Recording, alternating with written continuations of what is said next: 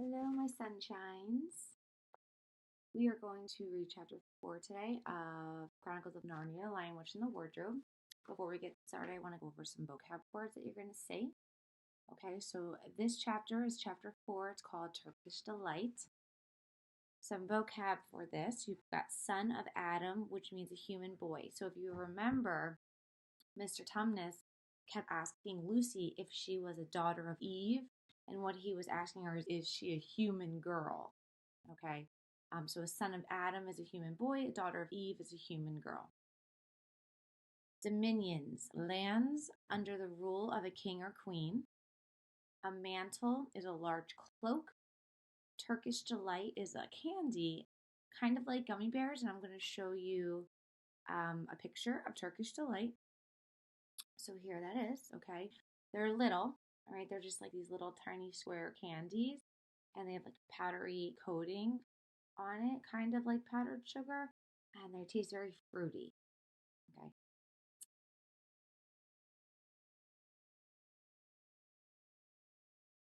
Sorry, I had to pause that for a second.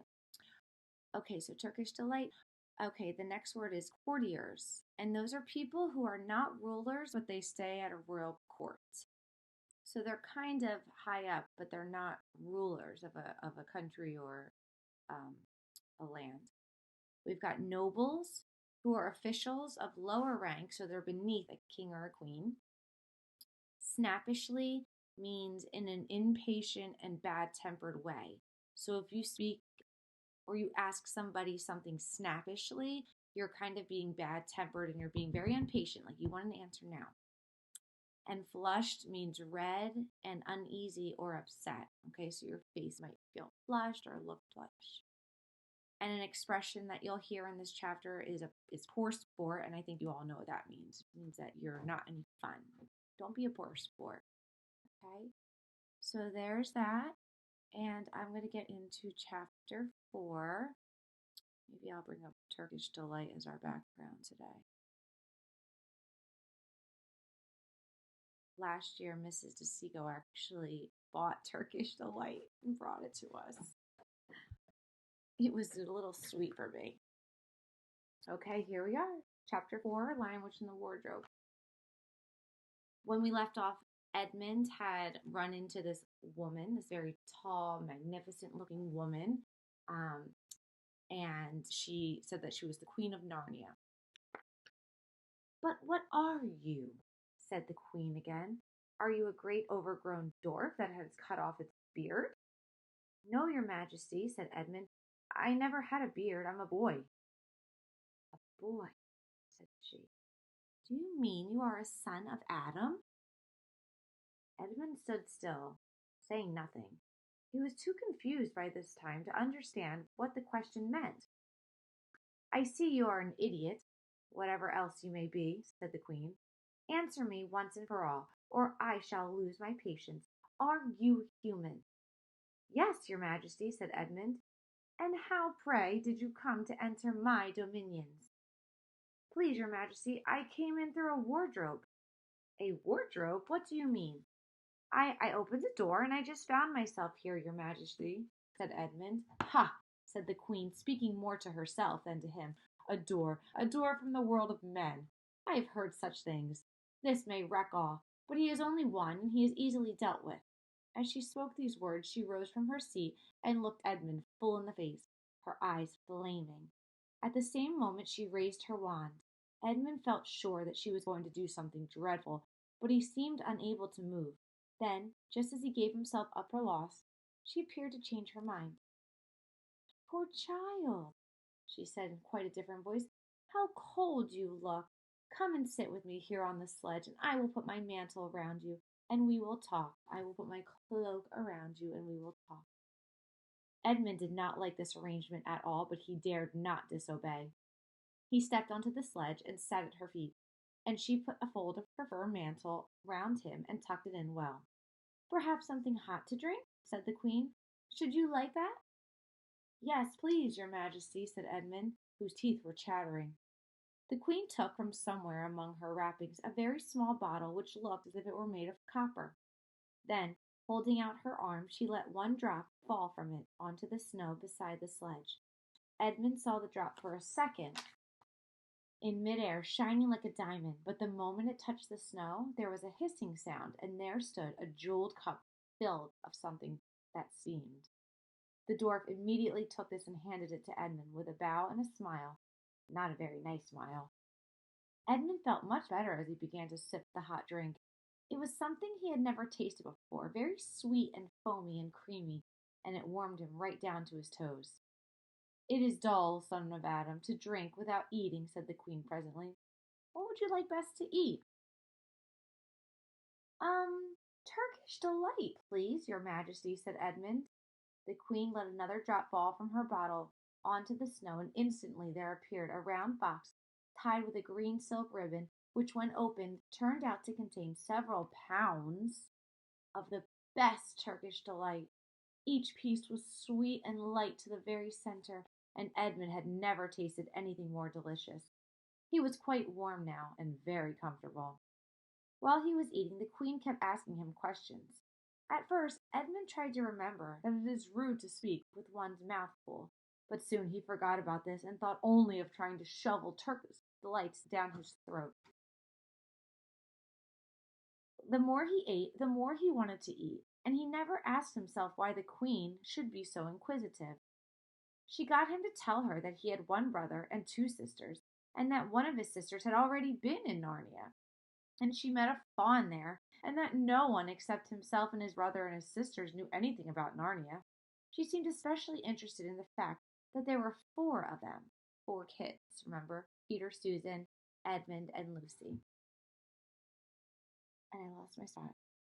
Oh, I'm sorry. She seemed especially interested in the fact that there were four of them and kept on coming back to it.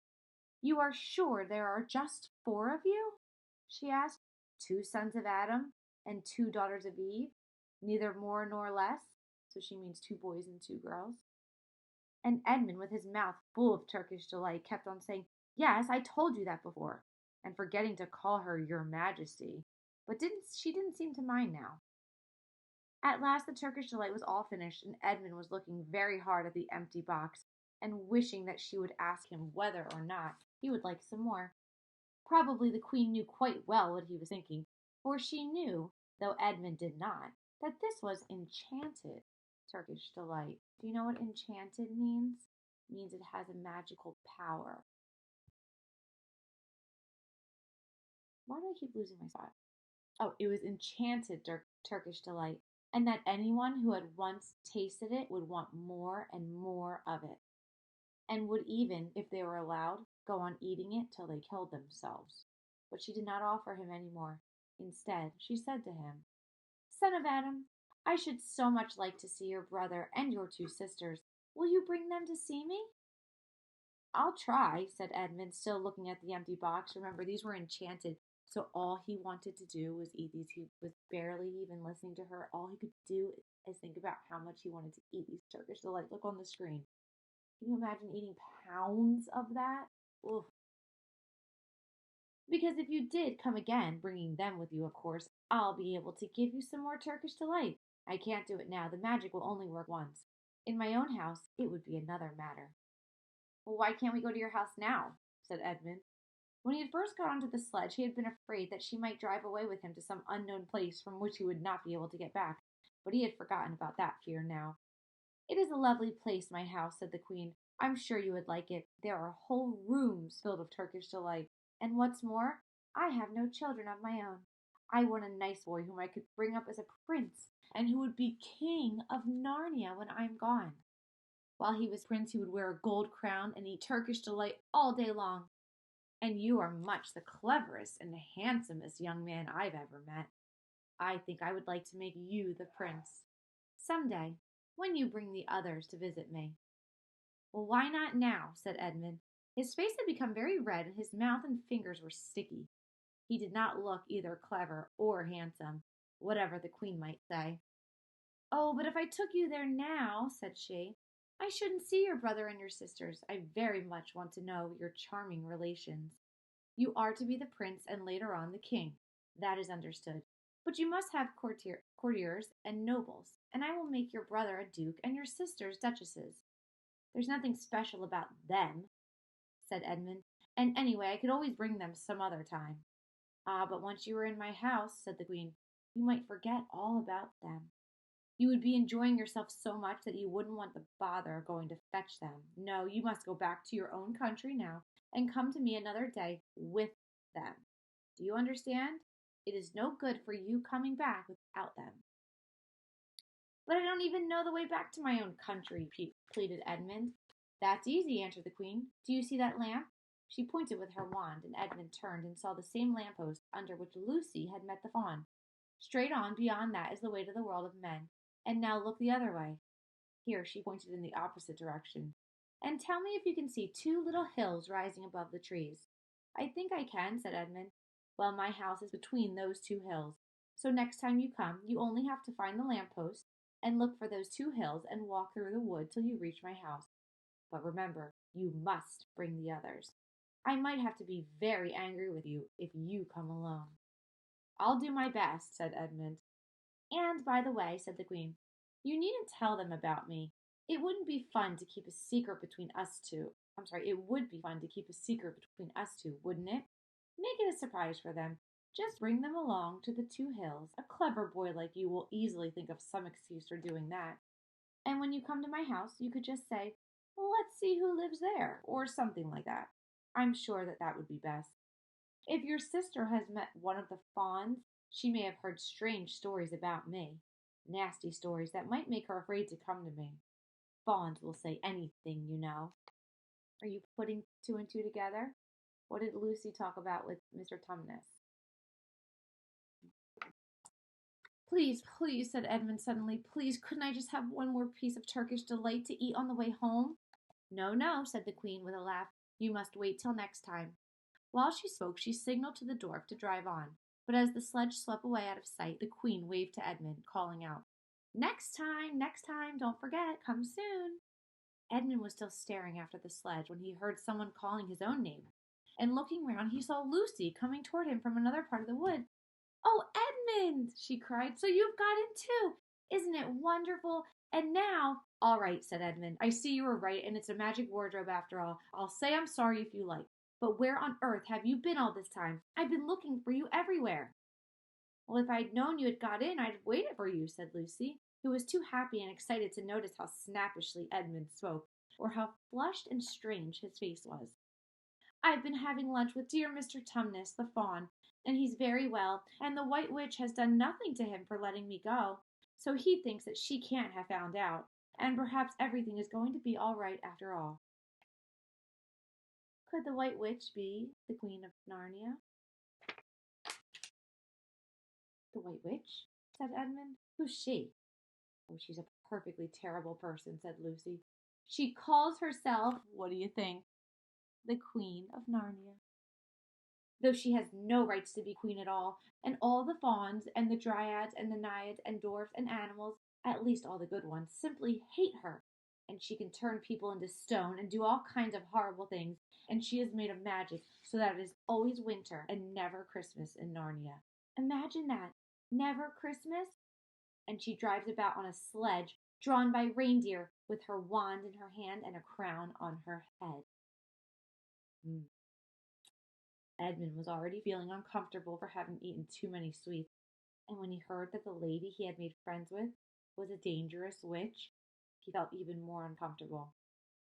But he still wanted to taste those Turkish delights again more than he wanted anything else. Who told you all that stuff about the White Witch? He asked. Mr. Tumnus the fawn, said Lucy. Well, you can't always believe what fawns say, said Edmund, trying to sound as if he knew far more about them than Lucy. Who said so? Asked Lucy. Everyone knows it, said Edmund. Ask anybody you like. But it's pretty poor sport standing here in the snow, so let's go home. Yes, let's, said Lucy. Oh, Edmund, I am so glad you've got in too. The others will have to believe in Narnia now that both of us have been there. What fun it will be. But Edmund secretly thought that it would not be as good fun for him as for her. He would have to admit that Lucy had been right before all the others, and he felt sure the others would all be on the side of the fawns and the animals. But he was already more than half on the side of the witch. He did not know what he would say, or how he would keep his secret once they were all talking about Narnia. By this time they had walked a good way. Then suddenly they felt coats around them instead of branches, and next moment they were both standing outside the wardrobe in the empty room. "I say," said Lucy, "you do look awful, Edmund. Don't you feel well?" "I'm all right," said Edmund, but this was not true. He was feeling very sick. "Come on, then," said Lucy. "Let's find the others. What a lot we shall have to tell them, and what wonderful adventures we shall have now that we're all in it together." And that's the end of that chapter.